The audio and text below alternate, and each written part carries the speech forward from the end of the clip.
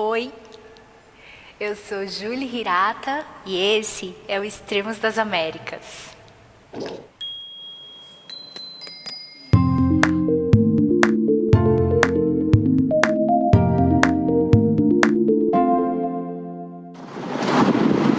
Estamos em Guadalajara! Chegamos em Guadalajara e estamos no Museu do Exército. Não gosto de museus de guerra, mas o prédio é bonito, então nós vamos entrar. Estamos chegando na cidade, então hoje agora eu tô com a borboletinha, então não é muito passeio, eu tô aproveitando que eu tô passando pelos lugares e vou entrar. Então é domingo, então as ruas estão bem tranquilas, é o dia perfeito para chegar numa cidade grande. As ruas estão calmas e então eu tô mais tranquila. Ó a borboletinha. E esse é o museu.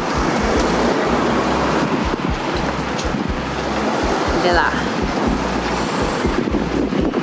Toda cidade grande tem uma bandeirona. E aqui não é diferente.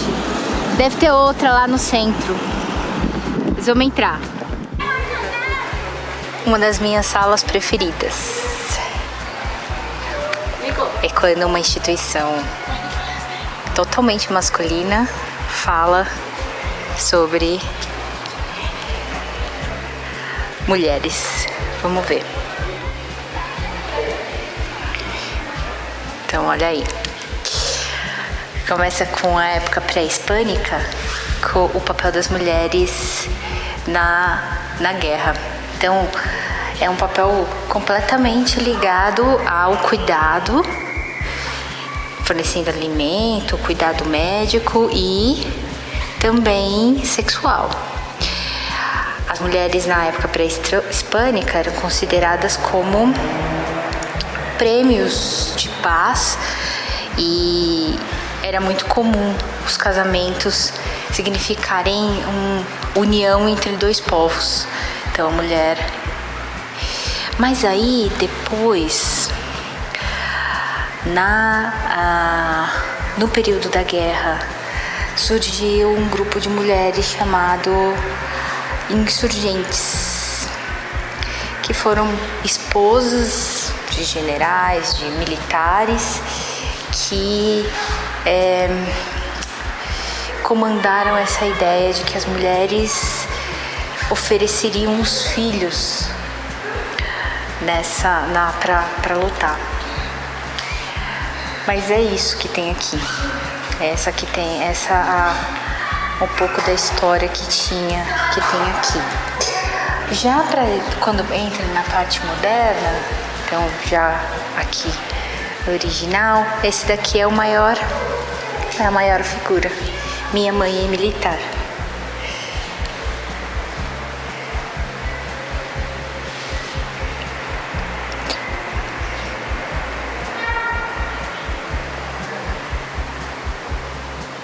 Mais legal que tenha uma sessão específica para elas.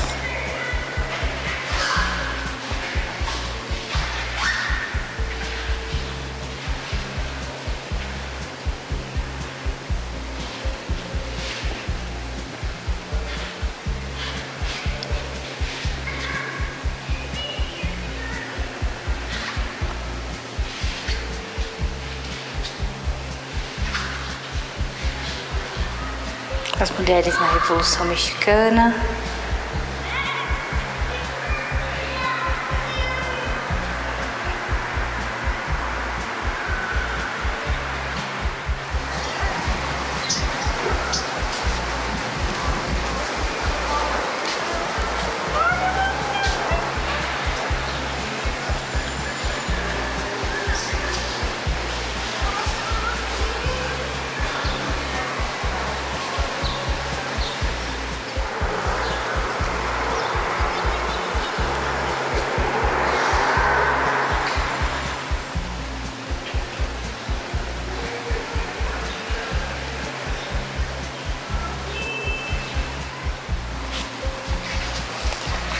simulador de voo.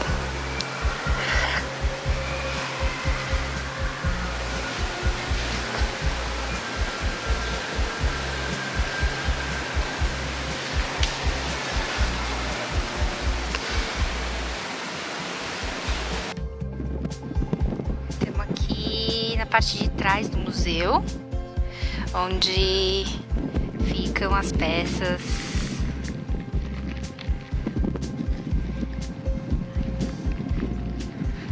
maiores, os aviões, as catapultas e canhões. Esse é o museu.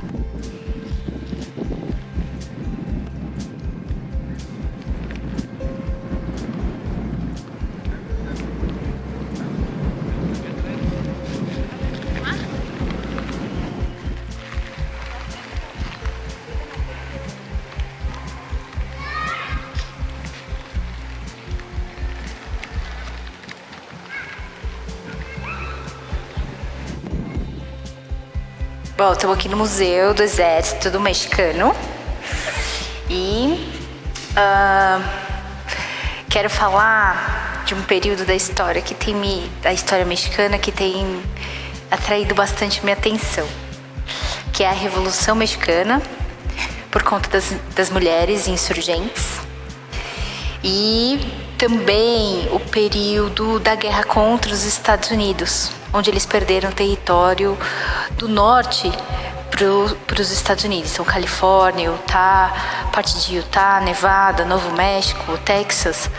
É um período da história bem interessante do México. Então, ainda estou investigando, ainda estou pesquisando para entender um pouquinho melhor o que foi isso e como os mexicanos se sentem em relação a esses dois períodos da história. Bom, estamos no Museu do Exército, que se revelou mais interessante do que eu tinha imaginado. Não é só arma, tem um pouquinho de história, tem um pouquinho de... tem uns objetos bem legais. Sala da Revolução Mexicana. Vamos dar uma olhada. Bom, primeiro, o que eu sei até agora da Revolução Mexicana, né? A Revolução Mexicana foi a primeira revolução social registrada no século XX. Começou, a história dela é datada do início do dia 20 de novembro de 1910. E ela está dividida em 4 etapas, que foi a Revolução Maderista, a Revolução Constitucionalista, a luta de facções e a Constituição em 1917. Então, eu ainda não entendo direito o que foi que cada uma delas significou. Eu sei que a Revolução foi para a derrubada de um ditador que estava, se não me engano, 31 anos no poder. E nas cidades, o México é gigante, né? O México é muito grande. Nas cidades existia várias linhas de pensamento quanto o que seria a revolução. Então, além da revolução em si, para a derrubada do governo federal, tinha também uma série de lutas internas, algumas disputas internas entre cidades e províncias mexicanas. Então, foi um período bastante conturbado e bastante fervoroso aqui no México. E tem um papel importantíssimo das mulheres nesse período. Daí todo o meu interesse, porque eu fiquei sabendo que um grupo importante de mulheres influenciou tanto na linha de frente como nos bastidores dessa luta. Então, é uma das coisas que eu quero entender um pouquinho melhor. Só para vocês entenderem, esse daqui é o General Álvaro Obregón. Foi um estrategista, principalmente político, importante no período de consolidação da nação pós-revolução. E aí aqui nessa sala mais pro final, o final e a consolidação de um novo governo. Foi em 1914, que foi onde foi assinado um tratado chamado Tratado de Teoliocan. Então foi quando foi a assinatura desse tratado que firmou a nova Constituição, a nova ordem constitucional e uma nova organização militar também. Os militares em período de guerra, claro, né, ganham um papel de destaque na história do México. As fotos do período são muito impressionantes. Pessoas mortas nas ruas. Foi um período bastante sangrento também.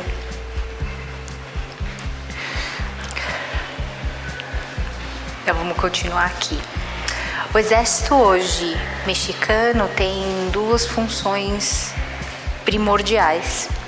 No norte é o combate ao tráfico de drogas e armas. Esse daqui é o uniforme que eles usam, ó. Porque aqui no norte esse é o uniforme das tropas que protegem,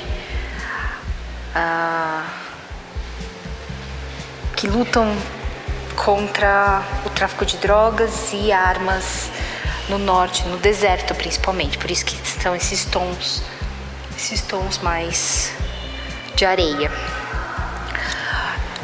Bom, a gente viu na estrada várias tropas. Eu passei em Baja Califórnia, devo ter passado por umas 7 ou 8 barreiras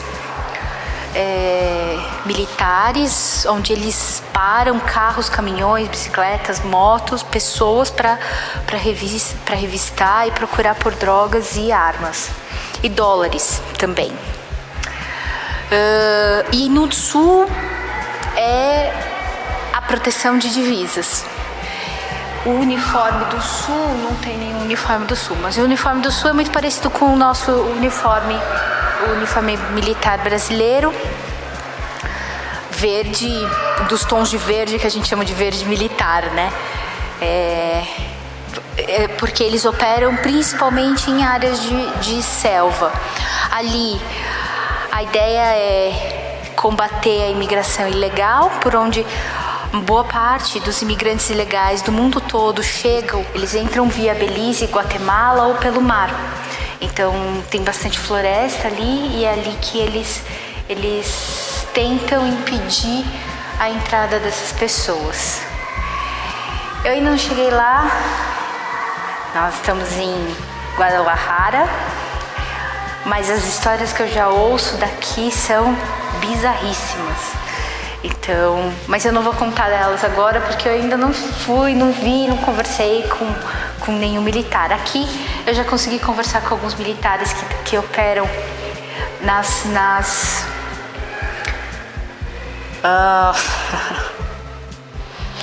de novo. Aqui eu consegui conversar com alguns militares que operam nas operações de combate ao tráfico de drogas e armas e dólares. Eles apreendem muitos dólares. É por onde entram dólares norte-americanos à torta e à direita, e eu não entendo direito porque é que isso é um grande problema, mas é contra o que eles lutam também. Eles aprendem.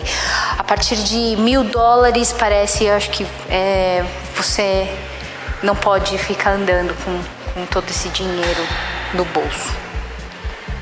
Bom, eu não tenho $1.000, então tudo bem. Tchau. Se você curtiu, não deixe de deixar seu comentário.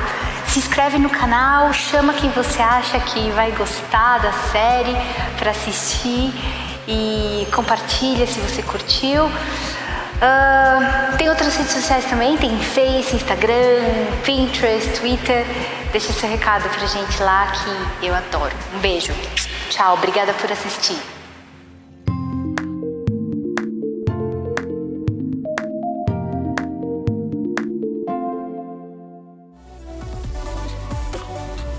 esquece de se inscrever, deixar seu like e compartilhar com quem você acha que vai gostar. Obrigada por assistir e acompanhar. Nos vemos, bons ventos para todo mundo, um beijo!